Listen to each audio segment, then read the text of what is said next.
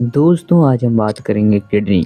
आज हम बात करें इस वीडियो में 3D एनिमेशन के माध्यम से कि मूत्र पथ यानी मूत्र को आपके शरीर से किडनी के द्वारा किस तरह से छनता है और ब्लैडर के द्वारा किस तरह से निकलता है।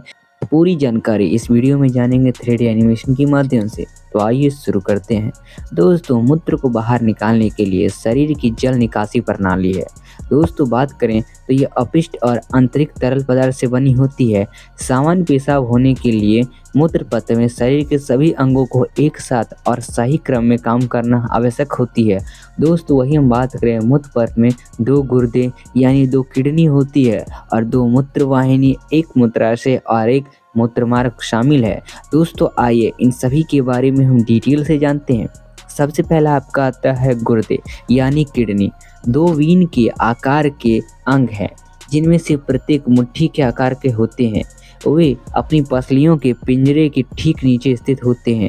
अपनी रीढ़ की हड्डी के दोनों तरफ एक एक हर दिन अपने गुर्दे अपशिष्ट को हटाने और तरल पदार्थों को संतुलित करने के लिए लगभग 120 से 150 क्वाट रक्त को छानते हैं। इस प्रक्रिया से प्रतिदिन 1 से 2 क्वाट मूत्र बनता है। दोस्तों वही हम बात करें मूत्र वाहिनी। मूत्र वाहिनी मांसपेशियों की पतली नलिकाएं जो आपके गुर्दे को मूत्राशय से जोड़ती है और मूत्र को मूत्राशय तक ले जाती है। दोस्तों अब बात करते हैं मूत्राशय की। मूत्राशय क्या है? ये एक खोखला मांसल गुब्बारे के आकार का जो मूत्र से बाहर जाने पर फैलता है। दोस्तों यही बात करें मूत्राशय आपके कुल्ले की हड्डियों आपके श्रोणि में स्थित होती है। एक समान मूत्राशय एक जलाशय की तरह काम करता है। यह लगभग 1.5 से 2 कप मूत्र रख सकता है। दोस्तों हालांकि आप अपने किडनी की काम करने के तरीकों को नियंत्रण नहीं कर सकते, लेकिन आप यह नियंत्रण कर सकते हैं कि आपको अपने मूत्राशय को कब खाली करना है। मूत्राशय को खाली करने को पेशाब के रूप में जाना जाता है। अब दोस्तों वही बात करते हैं मूत्र मार्ग यानी मूत्राशय के निचले भाग में स्थित एक ट्यूब जो पेशाब के दौरान मूत्र को शरीर से बाहर निकाल देती है। दोस्तों हम बात कर लें समान रूप से पेशाब करने के लिए मूत्र पथ में सभी भागों यानी गुर्दे, मूत्र वाहिनी, मूत्राशय और मूत्र मार्ग को एक साथ मिलाकर काम करना चाहिए। मूत्र पथ में मांसपेशियों के 2 सेट होते हैं जो एक साथ मिलकर काम करते हैं। दोस्तों वही हम बात करें आपके बार बार शौचालय जाने के बीच मूत्राशय में मूत्र को रोकने के लिए मूत्रमार्ग को बंद कर देते हैं। दोस्तों वही हम बात करें मूत्राशय की गर्दन यानी मूत्राशय की गर्दन और मूत्रमार्ग की आंतरिक जो मांसपेशियां हैं उन पर बंदी होती है। दोस्तों जब तक आपका मस्तिष्क पेशाब करने का संकेत नहीं भेजता तब तक दोस्तों बाहरी मांसपेशियां आंतरिक को घेरती है और मूत्र मार्ग को बंद रखने के लिए अतिरिक्त दबाव प्रदान करती है।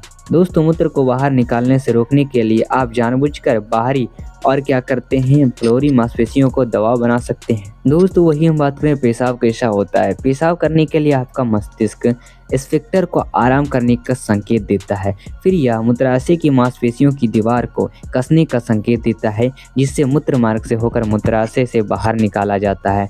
दोस्तों आपको कितनी बार पेशाब करने की ज़रूरत है यह इस बात पर निर्भर करता है कि आपके गुर्दे कितनी जल्दी मूत्राशय को भरने वाला मूत्र बनाते हैं और आपका मूत्राशय कितनी मूत्र आराम से पकड़ सकता है। दोस्तों मूत्राशय में मूत्र भरते समय आपके मूत्राशय की दीवार की मांसपेशियां स्थिर रहती है और मूत्राशय में मूत्र को बनाए रखने के लिए स्फिंक्टर मांसपेशियां सिकुड़ती रहती है।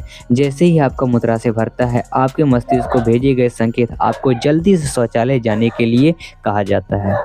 दोस्तों हम बात करें किडनी। किडनी जो है हर इंसान के मुट्ठी के साइज की होती है, यानी आपके हाथ की जितनी मुट्ठी की साइज है वही आपकी किडनी का भी होता है। किडनी के ऊपर टोपी के जैसे किडनी से 2 ग्रंथियां जुड़ी होती है।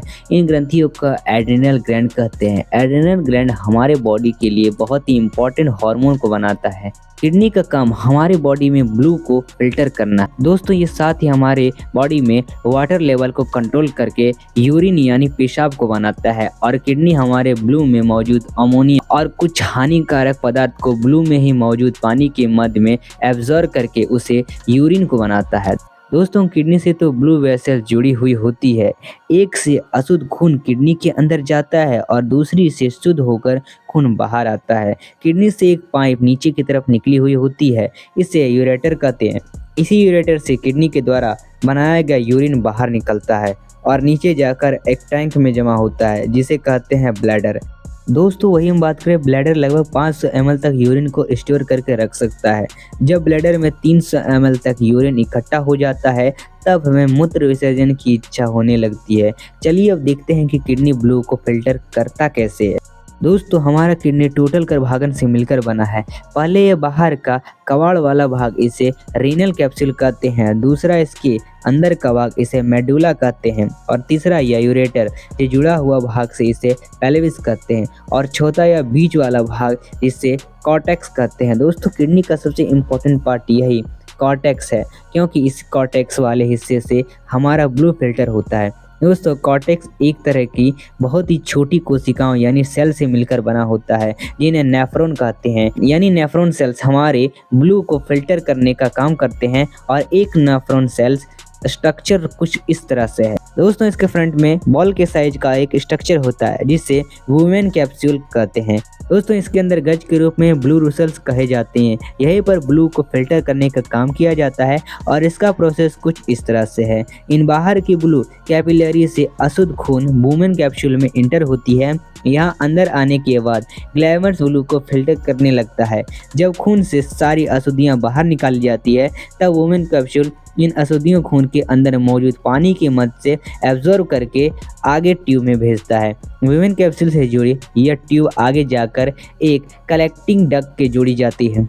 दोस्तों कैप्सूल से जुड़ी यह ट्यूब आगे जाकर कलेक्टिंग डक्ट से जुड़ जाती है। इसी कलेक्टिंग डक्ट से और भी सारे नेफ्रॉन जुड़े होते हैं और ये कलेक्टिंग डक्ट सभी नेफ्रॉन से ब्लू को लेकर आगे पहले जिसमें छोड़ देते हैं।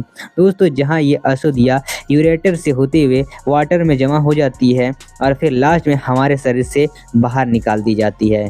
तो आखिर ये था टोटल प्रोसेस हमारे किडनी का, किस तरह से मूत्र जो है हमारे शरीर से छनकर हमारे किडनी से छनकर हमारे शरीर से बाहर निकलती है।